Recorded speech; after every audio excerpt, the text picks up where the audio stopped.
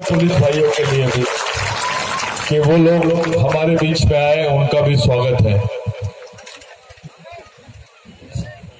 आप लोग इतना सुंदर पुतला बिठाए हैं, जिसका पुतला बिठाया है आपने, जिनकी प्रतिमा को स्थापित किए हैं आपने, आप जानते हो वो कौन है? आप उनका नाम लेते हो। ये शहीद रेंगा कोरकू है। ये शहीद छोटी चीज है उसके। आपके पास जमीन है रेंगा कोरकू की वजह से। कोई तालियां नहीं बजाएगा अभी। आपके बदन पे कपड़े हैं रेंगा कोरकू की वजह से। आपके पास घर है इस क्षेत्र में रेंगा कोरकू की वजह से। पहले हमारी मां बहनों को ब्लाउज नहीं पहनने देते थे ये लोग। हमारी मां बहनें ब्लाउज नहीं पहनने के, उनको पहनने नहीं दिया जाता था, ब्लाउज नहीं पहनने दिया जाता था। उनको बोला जाता था कि अगर ब्लाउज पहनोगे तो टैक्स लगेगा,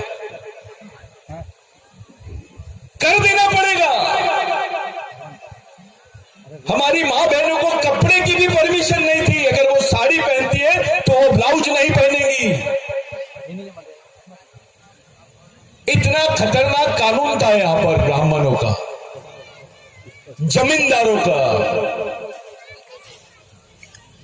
वो आदिवासियों को आदमी नहीं समझते थे, वो आदिवासियों को जानवर समझते थे। इस क्षेत्र को जिसका नाम मेलघाट है,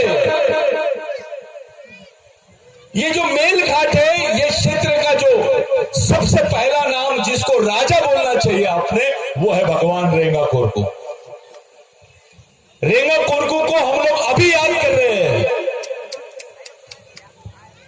हम अभी याद कर रहे हैं उसको। 140 साल के बाद में हमको हमारा बाप याद आ रहा है।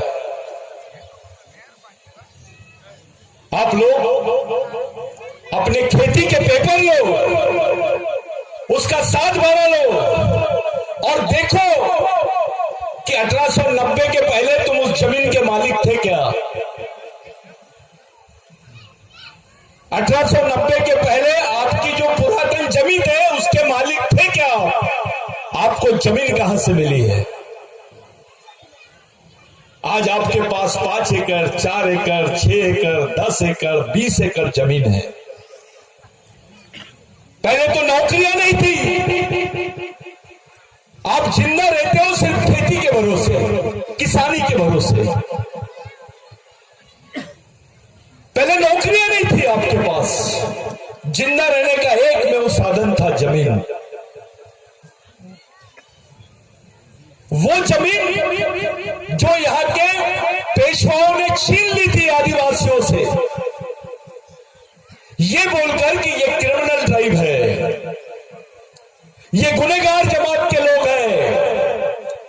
अभी एक जो कोरकू भाई आपस में लड़ रहा है, कोई राठवा बोलता है, कोई कुछ बोलता है। बे समाज एक है, खून एक है, तेरी संस्कृति भी एक है, तेरा डीएनए भी एक है, तो तेरी सोच भी एक होनी चाहिए। ये गांडूगिरी बंद करो।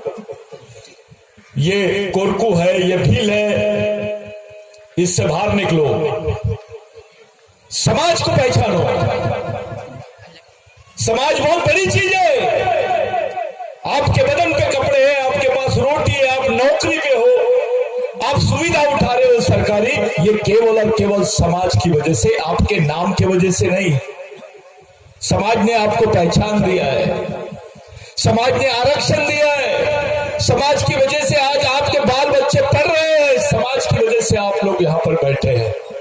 ये भगवान से भी बड़ी ताकत है, ये रेंगा कोरकू ने बोला था। समाज भगवान से बड़ी चीज है। मैं आपसे पूछता हूं, कौन से भगवान ने आपको जमीन दिया? वो भगवान का नाम लो जिसने आपको जमीन दिया है, जिसके बदौलत आपके बच्चे रोटी खा रहे हैं, आप खा रहे हो। उस भगवान का नाम बताओ, उस राजा का नाम बताओ, उस मंत्री का नाम बताओ जिसने तुमको जमीन दिया है। हम तो बहुत बेईमान हैं। ये देर तलाई जहां पर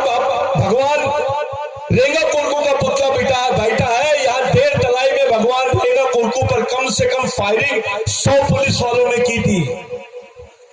100 पुलिस वालों ने रेंगा कोरकू को घेर लिया था, क्योंकि रेंगा कोरकू ने एक ही रात में इस क्षेत्र को आजाद कर दिया था।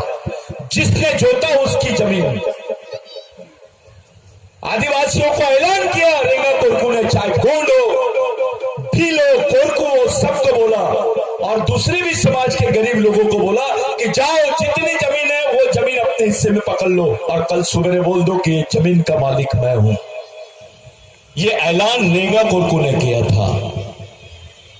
और उसी रेंगा कोरकू के ऊपर यहां के कुछ उच्च वर्णीय लोग और अंग्रेज मिलकर फायरिंग किए, बंदूकों से फायरिंग किए, समाज के खातिर रेंगा कोरकू पे फायरिंग। ये तो उसके दिमाग की चपलता थी कि वो बच गया इसी 1.5 तलाई में। ये बात भगवान टंटा भील को पता चली कि अपने ही किसी पटेल ने धोखा किया, अपने ही किसी पटेल ने उसकी मुखबिरी किया, जासूसी किया। जब भगवान टंटा भील को यह पता चला तो रेंगा कोरकू को बुलाए, और उसके 3 दिन बाद जिन पटेलों ने रेंगा कोरकू को मारने की षड्यंत्र रचे थे, उन पटेलियों के हाथ काट दिए गए।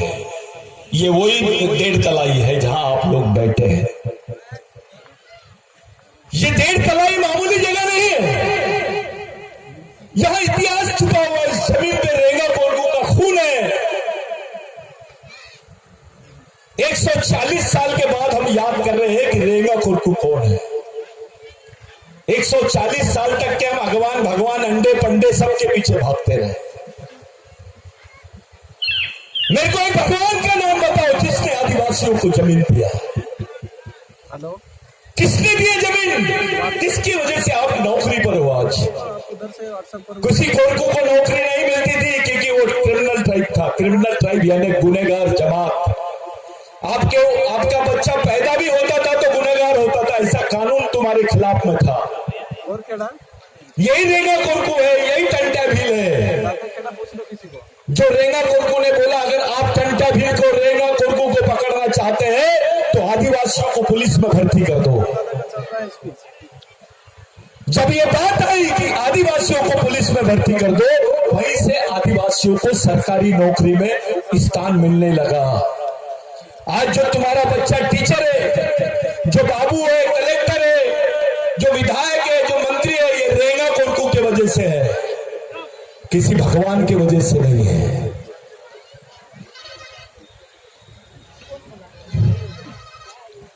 ये बहुत बड़ी बात है।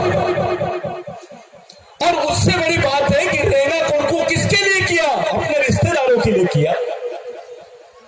रेंगा कोरकू किसके लिए लड़ा? अपने रिश्तेदारों के लिए लड़ा, नहीं समाज के लिए लड़ा। इतनी बड़ी लड़ाई रेंगा कोरकू ने खड़ी की है। हमारे हिस्से में हमने क्या करना चाहिए था? आप लोग पानी से भागो मत, बहने वाले नहीं है। मेरी बात को आप समझो। इतनी बड़ी लड़ाई आपके लिए रेंगा कोरकू ने लड़ा। आप एक पुतला बिठा दिए तो क्या आपका कर्ज अदा हो गया? नहीं हुआ। जब तक के पूरा समाज रेंगा कोरकू की सोच से खड़ा नहीं होता, तब तक के हमारा काम पूरा नहीं होगा। क्योंकि रेंगा कोरकू को आदिवासियों के नाम पे राज्य नहीं होना था, आदिवासियों का राज्य होना था। 6 भाषाएं जानते थे रेंगा कोरकू। अंग्रेजी भी जानते थे, कोरकू भाषा भी जानते थे, भील भाषा भी जानते थे, गोंडी भाषा भी जानते थे, और खास बात जानवरों की भी भाषा जानते थे रेंगा कोरकू। ऐसा आदमी भारत के इतिहास में नहीं है जो जानवरों की भी भाषा जाने हैं। लोग बोलते थे रेंगा कोरकू अनपढ़ है, मैं अंग्रेजी जानता था।